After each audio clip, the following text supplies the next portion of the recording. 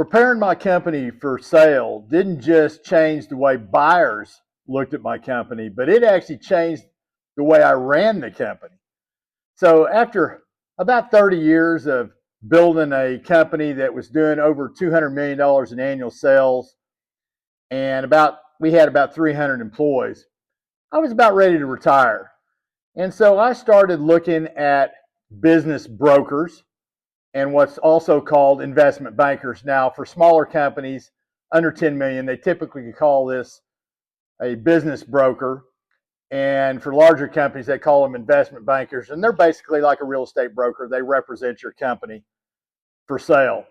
And so I did some research and tried to find an investment banker that was had worked in my industry.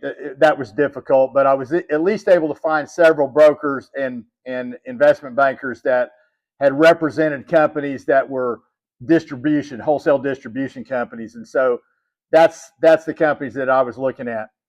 And so I learned a lot from them about, how to value my company and all the different industries. But where I really started learning the most was when I asked for references. And I ended up getting about 25 references, and that was 25 different owners of companies that had sold their companies in all different ranges of size, but most of them were kind of in my size, in that $100 million to $200 million range. And I got to tell you, highly advised for you to do that, because I learned the absolute most from all these owners of companies. They educated me.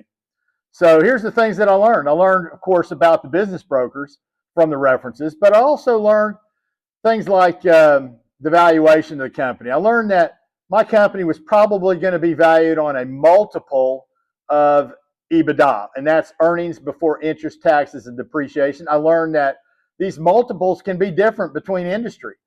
And I learned that for my particular industry, the wholesale distribution, it was probably going to be between 5 and 7 times multiple of earnings before interest, taxes, and depreciation, EBITDA. They can also value a company by EBIT, earnings before interest and taxes, and also they can value it by a multiple of book value, but EBITDA is the most common. The other things that I learned from these references was that your financials are very important. You need to make sure that they're audited, and it might not be acceptable to have a local audit firm. You may need to have a national audit firm, so you need to check that out. That may help you sell the company. It's important to understand that those financials got to be really solid. You've also got to show some growth. If you don't have at least double-digit growth, it's going to be pretty difficult to sell your company. You need to make sure that you have some growth. Your management team is critical. It's important that you have a very solid management team for several reasons. One is, if you don't plan on staying there, then that management team is going to have to be very, very strong. And otherwise, your company's not going to be attractive. But also, it's important to have a strong management team just for helping you sell the company. That's going to give them more confidence, the potential buyers. The other thing that I learned is I probably need to give some type of incentive to my management team when I get ready to sell the company, and that will keep them committed to the process of selling the company. So after I got all this information from the references and the business brokers, I realized I wasn't ready to sell my company. I just didn't have it to the value that I wanted it to be. And so I went back to work, went back to my company, got to work on it, improve the profitability and improve the growth rate a little bit so that we could put it in a range that I wanted to sell that company. So the other thing is, you've got to think about the future of that management team, right? Are they going to stay there?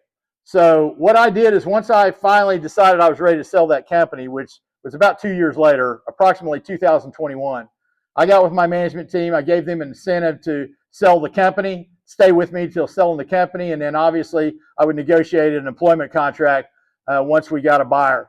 So we ended up getting a buyer. There was a pretty good auction process between strategic buyers as well as private equity firms. And strategic buyers are basically competition, other companies that are possibly in your industry. Those are strategic buyers. So we had a pretty good auction process. I ended up getting the full value that I wanted in excess of 100 million, including taxes on top of that. And so that was great. What kind of regrets did I have after I sold this company? The regrets I had were this: I wish I would have started a little earlier preparing to sell the company. I wish I would have got that growth rate a little higher. I think that would have helped me. Obviously, EBITDA, if I could have got that a little bit higher. The other thing that I regret is I just didn't negotiate a long enough employment contract with my management team. And I think we could have done a better job there. I actually thought the management team was going to stay there for a long time, but when the new owners came in, they didn't see it the way I saw it and the way we saw it, and they didn't stay as long. They did have an employment contract. I just wish I would have negotiated it to be longer.